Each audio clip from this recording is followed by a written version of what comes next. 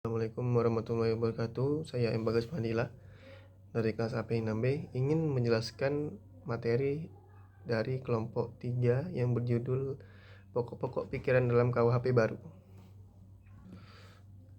Pokok-pokok pikiran dalam KUHP baru antara lain satu, pembaharuan konsep pemidanaan yang mencakup penghapusan kategori kejahatan dan pelanggaran. KUHP baru menghapus pembedaan antara kejahatan dan pelanggaran yang sebelumnya sering diterapkan secara inkonsisten. Penghapusan ini diharapkan dapat menyederhanakan dan memperjelas sistem pemidanaan. 2. Pengakuan hukum yang hidup dalam masyarakat. Salah satu inovasi terbesar adalah pengakuan hukum adat atau hukum yang hidup dalam masyarakat sebagai dasar hukum pidana. Pasal 2 KUHP baru mengatur bahwa tindakan yang melanggar norma adat dapat dipidana, asalkan tidak bertentangan dengan prinsip hak asasi manusia dan asas legalitas. Pengaturan tindak pidana khusus. KUHP baru memperkenalkan kategori tindak pidana khusus yang mencakup perbuatan yang menyimpang dari asas hukum material dan memiliki penegakan hukum tersendiri dengan alasan banyaknya korban yang terdampak. Selanjutnya, paradigma pemidanaan baru. Dalam KUHP baru terdapat pergeseran dari paradigma monistis ke dualistis dalam memahami tindak pidana. Paradigma monistis menganggap tindak pidana harus melibatkan actus reus, tindakan melawan hukum, dan mens rea, niat jahat. Sementara paradigma dualistis memisahkan unsur perbuatan dan kesalahan. Hal ini memberikan hakim peran lebih besar dalam menentukan bentuk kesalahan. Selanjutnya, peningkatan peran hakim. Hakim diberikan lebih banyak keleluasaan dalam menentukan kesalahan pelaku. Hal ini membutuhkan penyidik dan penuntut umum untuk lebih fokus membuktikan unsur-unsur delik tanpa perlu membuktikan kesalahan pelaku secara mendalam. Poin selanjutnya yaitu variabel tujuan pemidanaan yang mencakup satu, rehabilitasi, mendorong pelaku untuk memperbaiki diri dan tidak mengulangi tindak pidana yang sama. Hal ini berfokus pada upaya untuk mengubah perilaku pelaku agar menjadi anggota masyarakat yang lebih baik. 2. Restoratif, mengutamakan pemulihan kerugian korban dan pemulihan hubungan sosial yang terganggu akibat tindak pidana. Ini termasuk ganti rugi kepada korban dan penyelesaian konflik secara damai. 3. Pencegahan bertujuan untuk mencegah terjadinya tindak pidana, baik oleh pelaku yang sama maupun oleh orang lain. Ini termasuk menciptakan efek jera agar masyarakat memahami konsekuensi dari melakukan tindak pidana. 4. Keadilan. Menekankan pada penegakan keadilan bagi korban, pelaku, dan masyarakat luas. Hakim diharapkan untuk mempertimbangkan keadilan dalam setiap putusannya dan tidak hanya berfokus pada aspek legal formal. Alasan terjadinya pembaharuan KUHP.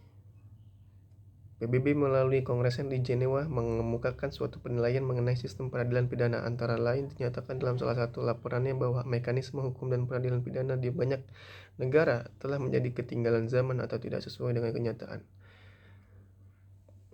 Selanjutnya, hal ini yang menuntut perlunya suatu negara melakukan pembaharuan hukum.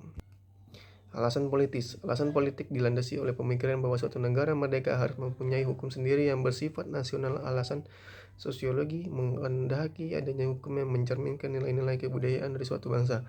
Sedangkan alasan praktis antara lain bersumber pada kenyataan bahwa biasanya bekas-bekas negara jajahan mewarisi hukum negara yang menjajahnya dengan bahasa aslinya, yang kemudian banyak tidak dipahami oleh generasi muda dari negara yang baru merdeka tersebut.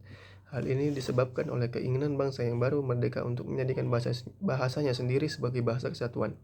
Selanjutnya yaitu alasan sosiologi. Alasan sosiologi menghendaki adanya hukum yang mencerminkan nilai kebudayaan bangsa, jelas menuntut penciptaan hukum sesuai dengan nilai-nilai Pancasila. 3. Alasan praktis. Alasan praktis menuntut penciptaan hukum yang mudah dimengerti, singkat, jelas, dan tidak berbelit-belit bahasanya sehingga masyarakat umum mudah memahaminya. Alasan adaptif. Alasan adaptif menuntut penciptaan hukum yang dapat menyesuaikan diri dengan perkembangan masyarakat baik nasional, regional maupun internasional. Kecenderungan internasional saat ini lebih banyak melihat kejahatan berbagai masalah sosialisasi daripada kejahatan sebagai masalah kemanusiaan.